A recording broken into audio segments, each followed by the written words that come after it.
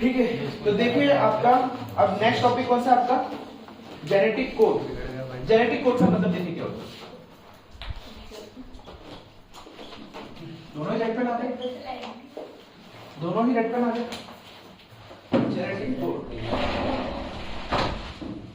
देखिए genetic code का मतलब क्या होता है। जेनेटिक कोड का मतलब होता है आपके नाइट्रोजनस बेसिस की पेयरिंग, कैसी कोडिंग जहां पे आपकी इंफॉर्मेशन क्या हो रहा है, स्टोर हो रहे हैं। वो किसमें होते हैं आपके अमीनो एसिड में in the form of histone proteins. तो सपोज जैसे मैंने बोला कि एक जेनेटिक कोड है और आपके पास बेसिस कितने नाइट्रोजनस बेसिस, कितने नाइट्रोजनस बेसिस आपके पास? 4। कितने हैं? 4। एडेनाइन, गुआनिन, साइटो साइन और चौथा क्या आपका थाइमिन। Very good. तो आपके पास 4 ही बेस पेयर है, ए जी सी और टी। अगर मैं बोलूंगा कि एक बेस पेयर आपका मिलके अगर एक प्रोटीन के ऊपर बैठ गया आपका एक बेस पेयर, तो एक ही बना आपका। सपोज जैसे मेरे को बेस पेयर बनाना है तो 1 into 4 कितने बने? 4 ही बनेंगे। अगर मैं सिंगल सिंगल लेता हूं, अगर मैं आपका जेनेटिक कोड बनाने के लिए क्या ले रहा हूं, सिंगल सिंगल नाइट्रोजनस बेस को ले रहा हूं, अकेले अकेले इंडिविजुअल ले रहा हूं, तो कितने बेस पेयर बनेंगे मेरे पास से? 4। पर मुझे तो कितनी जरूरत है? 20 अमीनो एसिड की। कितनी जरूरत है? 20 अमीनो एसिड की। इतने एसेंशियल है आपके, इससे ज्यादा भी है। कैसे? जैसे वैलाइन, एलेनाइन, ट्राइकोप्लाज्मा अलग अलग है, ग्लूकोसाइड अलग अलग आपके क्या है इंपॉर्टेंट अमीनो एसिड। इसकी एग्जांपल इंपॉर्टेंट है हमारे सिलेबस के लिए। ठीक है, तो अब देखिए अगर मैं पेयरिंग लेना चालू करता हूं तो पहला कंडीशन क्या है? When we take single individual, single nitrogenous base. कितने ले रहे हैं हम? Single nitrogenous base. तो कितने बनेंगे सिर्फ हमारे पास? 4। अगर सपोज मैं डबलेट लेता हूं, डबलेट का मतलब क्या होता है? 2। डबलेट का मतलब सपोज कॉम्बिनेशन लेता हूं, तो कॉम्बिनेशन कैसा होगा? एजी का कॉम्बिनेशन ले सकता हूं, ठीक है, एटी का कॉम्बिनेशन ले सकता हूं। कॉम्बिनेशन मतलब दोनों को साथ में ले रहा हूं, बॉन्ड नहीं बना रहा। नहीं तो ए तो किसका बनाएगा हमेशा? टी के साथ। तो जी वाला सी के साथ, तो एजी ले रहा हूं, एटी ले रहा हूं, फिर मैं क्या एसी ले सकता हूं, मैं सी एच भी ले सकता हूं, जी ए भी ले सकता हूं। ऐसे करते करते मेरे पास कॉम्बिनेशन कितने बनेंगे? 4 की पावर स्क्वायर। तो कितना होगा? 4 4 सा 16। फिर भी मेरे को तो कितनी चाहिए? 20। तो मेरा ये भी फॉर्मूला फेल हो गया। फिर मैं किस पे आऊंगा? ट्रिपलेट पे। किस पे आऊंगा? ट्रिपलेट पे। ट्रिपलेट में क्या लूंगा? मैं 3 लूंगा। सपोज ए ए जी ले लिया, या ए जी सी ले लिया, या ए टी जी ले लिया, तो कितने बन जाएंगे? 4 का क्यूब। तो 4 into 4 into 4, 4 चौक 16, 16 64। तो क्या है इसके अंदर आ गया हमारा? हाँ, तो हमारा जेनेटिक कोड होता है वो किस फॉर्म में होता है? ट्रिपलेट के फॉर्म में। किस फॉर्म में रहता है हमारा जेनेटिक कोड? ट्रिपलेट के फॉर्म में। तो 3 आपके नाइट्रोजनस बेस साथ में होते हैं। 3 आपके नाइट्रोजनस बेस क्या होते हैं? साथ में होते हैं। इसी को हम बोलते हैं एलेक्सियो, लार्ज सब यूनिट। इसी को क्या कहते हैं? एलेक्सियो, लार्ज सब यूनिट। ठीक है, तो ये याद रखेगा कि जेनेटिक कोड में कितने लेना चाहिए कम से कम हमको? 3। एक में नहीं होगा, 2 में भी नहीं होगा। कितने आएंगे? 3। तो हमने 4 नाइट्रोजनस बेस पढ़े हैं, 3 है। ठीक है, म्यूटेशन फिर कैसे होता है? इसी में म्यूटेशन होता है। अगर सपोज 3 की जगह 4 आ गया तो भी चलेगा ना। कितना होगा? 4 की पावर 4, तो 16 64 into 4, तो 6 कम से 24 24 और 240 236 236। तो अपना 236 पेयर बनेंगे, तो भी पॉसिबल है। हमको तो चाहिए कितने? 20। अब कितने होंगे? 236, तो वो भी चलेगा। तो म्यूटेशन में क्या होता है? यहाँ पे आके एक और बढ़ जाता है, आगे क्या हो गया? एक और बैठ गया, या सपोज एक कम हो गया। एक क्या हो गया? कम। ठीक है, तो जेनेटिक कोड में क्या होता है? आपके इंफॉर्मेशन स्टोर होते हैं in the form of triplet of nitrogenous bases. और नाइट्रोजनस बेसिस मतलब क्या? इसके ऊपर आपके प्रोटीन के स्ट्रक्चर, और आगे क्या जुड़ेगा आपका? राइबोसोम का वो आपका आरएनए वाला राइबोसोम जो आपके हिस्टोन प्रोटीन में आएगा, वो क्या करेगा? आपको स्ट्रक्चर देगा। ठीक है, अब इसी जब हमको पता चल गया कि जेनेटिक कोड ऐसा बनने वाला है, किस फॉर्म में? ट्रिपलेट के फॉर्म में, तो एक नया प्रोजेक्ट स्टार्ट हुआ जिसका नाम है ह्यूमन जीनोम प्रोजेक्ट। बहुत आईएमपी है और वेरी एसेंशियल है, जिसको शॉर्ट फॉर्म में क्या बोलते हैं? एचजीपी। अब देखो ये एक मेगा प्रोजेक्ट है। ये कैसा प्रोजेक्ट है आपका? Mega project. मेगा प्रोजेक्ट का मतलब होता है बहुत लंबे सालों तक चला है, बहुत ज्यादा पैसा लगा हुआ है। ठीक है, जिसे अपन बोलते हैं ना कि Sardar Sarovar dam is a mega project of India, या मुझे इंडिया की सबसे बड़ी क्रूज मिसाइल बनाना है या कुछ बनाना है, या सबसे बड़ा क्रूज बनाना है, तो जैसे वर्ल्ड का सबसे बड़ा क्रूज हमने बनाया अभी 100 मीटर के ऊपर का, तो वो हमारा, तो इसको एक साल में बन रहा है क्या? नहीं, इसको सालों साल लगते हैं, 10 साल 15 साल 20 साल। तो ऐसे प्रोजेक्ट को जिसमें बहुत सारा पैसा प्लस बहुत सारा मेन पावर प्लस बहुत सारे ईयर का हार्ड वर्क रहता है, ऐसे प्रोजेक्ट को क्या बोलते हैं? Mega project. तो सबसे पहली चीज ह्यूमन जीनोम प्रोजेक्ट कैसा था आपका? एक आपका मेगा प्रोजेक्ट था। कैसा था? एक आपका मेगा प्रोजेक्ट था। मेगा प्रोजेक्ट जो है ये स्टार्ट किया था आपके अमेरिका ने। किसने स्टार्ट किया था? अमेरिका ने स्टार्ट किया था इन द ईयर 1990। कब स्टार्ट किया था? In the year 1990। और ये आपका एक 13 साल का प्रोजेक्ट था। कितने साल का प्रोजेक्ट था? 13 साल में उसको खत्म करना पड़ा था, पर 13 साल में खत्म हुआ नहीं, क्योंकि आपके जो कोडिंग है इसमें कितने पेयर में कोडिंग करना है हमको कोडिंग करना है पूरे 46 क्रोमोसोम में। कितने क्रोमोसोम में? 46 क्रोमोसोम में। तो हम पूरे 46 क्रोमोसोम लेते हैं क्या? क्यों? हम पूरे 46 क्रोमोसोम लेते हैं या नहीं? तो कितने लेते हैं? आंसर करो महक, सीमा। नाम और करो जब भी चैनल देखने का। सर 23। Very good. कितने? 23। क्योंकि आपका हेप्लॉइड है और 23 के बीच में मिक्सिंग होगी, कितने बनने वाले हैं आपके? 46। तो जहां पे अगर 23 में जो कैरेक्टर्स होंगे इस लाइन में, चलो मैं इसको बता के दिखाता हूं। ऐसे ही एक कम हो गया तो चलता ही नहीं। तो फिर देखो ये आपका क्रोमोसोम है, ठीक है। इसके अंदर में क्या है आपका? ये डीएनए के स्ट्रैंड है। ये डीएनए के क्या है? स्ट्रैंड है। तो हमको पता है कि ह्यूमन बींग्स में 46 क्रोमोसोम है। कितने? ह्यूमन जोम में 46 क्रोमोसोम है, जिसको हम क्या बोलते हैं? 23 पेयर। तो 23 पेयर हमारे मेल पार्टनर से है, 23 पेयर हमारे कहां से है? फीमेल पार्टनर से है, ठीक है। दोनों के पास 23 यार मिलके कितना बना आपका? 46, ठीक है। तो अब देखिए यहाँ पे हमने क्या बोलते हैं? स्टार्टिंग के 22 पेयर को क्या कहते हैं अपन? ऑटोसोम। क्या कहते हैं? ऑटोसोम। और 23rd को क्या कहते हैं? हाँ, सेक्स क्रोमोसोम, जिसका एक और नाम है, आज आपको एक और नाम बताता हूं, एलोसोम। और इसी को हम क्या बोलते हैं? सेक्स क्रोमोसोम, ठीक है। तो हमको सिर्फ कितने लिख के निकालना है? 23 का। तो ये जो ह्यूमन जीनोम प्रोजेक्ट था ये स्टार्ट कब हुआ आपका? 1990 में। स्टार्ट कब हुआ आपका? 1990 में। और 13 साल लंबा प्रोजेक्ट था। 13 ईयर लॉन्ग ड्यूरेशन में इस प्रोजेक्ट को खत्म करना था। तो कायदे से खत्म कब होता आपका? ये 2003 में। Very good. 2003 में कंप्लीट होना था, पर कंप्लीट 2003 में नहीं हुआ।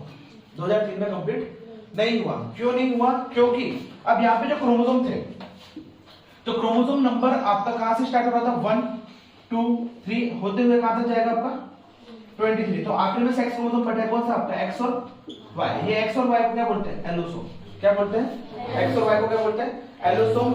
ये आपका 1। तो ये जो है आपका 1 2 3 4 ये सबसे छोटा क्रोमोसोम है। कैसे पता चला? स्पर्म सेल सबसे स्मॉलेस्ट सेल है आपकी ह्यूमन बॉडी की। सबसे स्मॉलेस्ट सेल है तो सबसे क्रोमोसोम भी कैसा होगा? सबसे छोटा। सबसे बिगेस्ट क्रोमोसोम है आपका नंबर 1। ये याद रखना।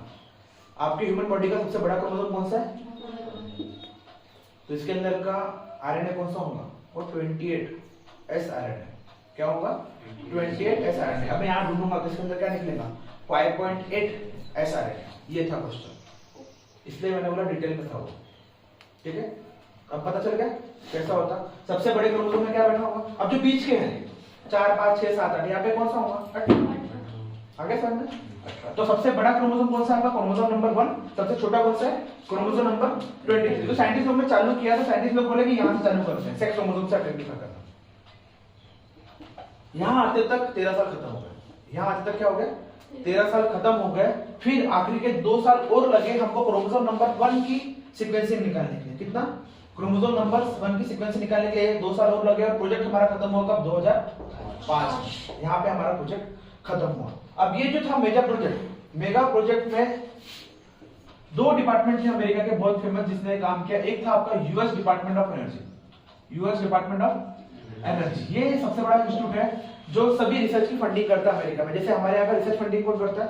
अगर सब टेक्निकल रिसर्च है, साइंस रिलेटेड, तो करता है CSIR, central institute of industrial research, CSIR, ठीक है। जहां से आपने वोटिंग की जो इंक लगी है ना, वो भी उसने बनाया है, ठीक है। फिर एक है हमारा छोटा सा सबकॉर्डिनेट इसरो, एक है हमारा DRDO। पर यहाँ पर क्या है आपका? Department of energy. ऐसे हमारे पास भी है department of energy, atomic energy, department of atomic energy, ये सभी के सभी किसके अंडर कंट्रोल में रहते हैं? प्राइम मिनिस्टर के, directly under the control of prime minister. तो एक ये इंस्टीट्यूट आपका US department of energy plus national institute of science, national institute of science, दो डिपार्टमेंट हो गए, US department of energy plus national institute of science, plus एक और trust था जिसका नाम था वेलकॉम, एक ट्रस्ट का क्या नाम था? वेलकॉम। तो तीन लोगों ने मिलकर काम किया, दो तो आपके गवर्नमेंट थे, एक क्या था आपका एनजीओ टाइप का ट्रस्ट था, वेलकॉम ट्रस्ट। ये क्वेश्चन भी पूछते हैं कि कौन कौन लोगों ने मिलकर किया। कितने साल तक चला? 13 साल चला था, पर चला कितना? 15 साल। अब यहाँ पर बेस पेयर कितने थे आपके? 3.6 × 10⁻⁹ बेस पेयर, इतने बेस पेयर को उसने निकाला। ठीक है, एक बेस पेयर को जेनेटिक कोड, उसके एक बेस पेयर का जेनेटिक कोड निकालने में $3 का खर्चा है। एक बेस पेयर को ढूंढने में कितना खर्चा है? $3 का। कितना डॉलर का खर्चा है? 3। तो टोटल, और इसको मल्टीप्लाई करेंगे $3 से, तो टोटल खर्चा आता है 9 बिलियन, और 1 बिलियन बराबर होता है 10 करोड़। तो $90 करोड़, 90 करोड़ इंटू 81 कर लो, इतना खर्चा, इतना खर्चे का पूरा प्रोजेक्ट था। ठीक है, अब इसको यूज करने का तरीका देखो क्या है। इन्हें जब कोडिंग निकाली 15 साल में, तो इन्हें क्या बोला, इसको अगर हम किताब में लिखते हैं, ठीक है, अगर हम इसको किताब में लिखते हैं, ऐसा क्वेश्चन आता नहीं, पर आपके एनसीईआरटी में ऐसा वर्ड में दिया हुआ है। ठीक है, हम तो इसको कहां स्टोर करते हैं? सॉफ्टवेयर में। कहां स्टोर करते हैं? सॉफ्टवेयर में, सुपर कंप्यूटर में। ठीक है, अगर इसको मैं किताब में इतना स्टोर करना चालू करूं, किसमें स्टोर करना चालू करूं? किताब में। आपके पास एक बुक है जिसमें 1000 पेज है। कितने पेजेस है? 1000 पेजेस है। एक किताब है आपके पास जिसमें 1000 पेजेस है, और एक पेज में आप 1000 वर्ड लिख लो। हर पेज में कितने वर्ड लिख रहे हो? 1000 वर्ड। समझना ध्यान से। आपके पास एक बुक है, सपोज ये बुक है आपके पास, ये बुक है, ये बुक कितने पन्ने की है? 1000 पन्ने की है। और एक पन्ना जो है पहला पन्ना, यहाँ पे आप कितने वर्ड्स लिख रहे हो? 1000 वर्ड्स। यहाँ पे फिर कितने वर्ड्स लिख रहे हो इसके पीछे में? फिर 1000। यहाँ पे कितने लिख रहे हो? 1000। ऐसे पूरे एक एक पन्ने में 1000 वर्ड लिखोगे, और 1000 पन्ने की किताब है, तो टोटल कुल मिला के 3300 किताबें बनती है। कितना बड़ा सीक्वेंस है। ठीक है, एक किताब आपकी 1000 पन्ने की किताब है, एक पेज में आप 1000 वर्ड्स लिख रहे हैं, तो कुल मिला के 3300 किताब भरेगी, तब जाके पूरा ह्यूमन जीनोम प्रोजेक्ट के पूरी सीक्वेंसिंग एक साथ आएंगे। और इसी चीज को सबको मैं स्टोर कहां करूंगा? कंप्यूटर में। और इसी टेक्नोलॉजी को हम बोलते हैं बायो इन्फॉर्मेटिक्स। क्या कहते हैं? बायो इन्फॉर्मेटिक्स, मतलब इंफॉर्मेशन ऑन बायोलॉजी, मतलब जीएनए सीक्वेंस को इसको मैं कंप्यूटर में स्टोर कर दिया with the help of a software called bio informatics. तो एक प्रोसेस है, आपका सिस्टम है। अब जैसे ही पता क्या चलता है इसका यूज क्या होता है, इसका यूज क्या है। सपोज किसी ने चोरी कर लिया, हमको उसका डीएनए मिल गया, डीएनए फिंगरप्रिंटिंग बोलते हैं ना, उसका डीएनए मिल गया। बस मुझको क्या करना है? मैच करना है। तो आपने मूवीज में देखा होगा, जैसे कोई टेररिस्ट रहता है, उसका सैंपल चेक करना है, उसका फेस रिकॉग्निशन चेक करना है, तो क्या बोलते हैं कि अपने डाटाबेस में चेक करो। बोलते हैं ऐसा, सुना होगा, डाटाबेस में चेक करो। तो अपन ने क्या किया, सपोज किसी का ब्लड का सैंपल मिला, अब अपने इंडिया भर में किसने क्राइम करा, हमको कैसे पता? तो हर एक बंदे का यहाँ पे लिखा हुआ है। तो क्या किया, जैसे ही अपने को सपोज किसी क्राइम स्पॉट पे किसी का ब्लड सैंपल मिला, अपने ब्लड सैंपल से डीएनए एक्सट्रैक्ट किया और उसको कंप्यूटर में डाल दिया और सीक्वेंसिंग चेक किया। कौन सी? वही 28 A G वाले जिसके साथ मैच करेगा वो क्या होगा आपका? कल्प्रिट। कल्प्रिट मतलब होता है गुनहगार। वो क्या हो गया आपका? कल्प्रिट। पर ये ढूंढने में हमको 3, 4 साल, 5 साल हो जाता है। अगर ये कंप्यूटर होता तो 3 से 4 घंटे में आपको पता चल जाता। पर हमारे इंडिया ने ये करा नहीं है। अब ये 20 जो प्रोजेक्ट है, इतना साल का प्रोजेक्ट, ये अकेला है? अमेरिका ने किया क्या? नहीं, इसके साथ 3 लोग और थे। एक था आपका फ्रांस, एक कौन था आपका? फ्रांस, देन आपका जापान, एक था आपका चाइना, और एक था आपका जर्मनी। तो दो आपकी यूरोपियन कंट्री से कौन सी? जापान, सॉरी, आपकी फ्रांस एंड जर्मनी। ये आपकी कौन सी है? यूरोपियन कंट्री से है। और ये आपकी कौन सी है? एशियन कंट्री में आपकी ईस्ट वाली। ठीक है, जापान और चाइना। ठीक है, अब दोनों के साथ अच्छे रिलेशन थे। चाइना पता नहीं कैसे इन्वॉल्व हो गया, मेरे को पता नहीं, अमेरिका के प्रोजेक्ट में, पर हो गया। पहले संबंध अच्छे रहे होंगे। ठीक है, ये समझ में आया।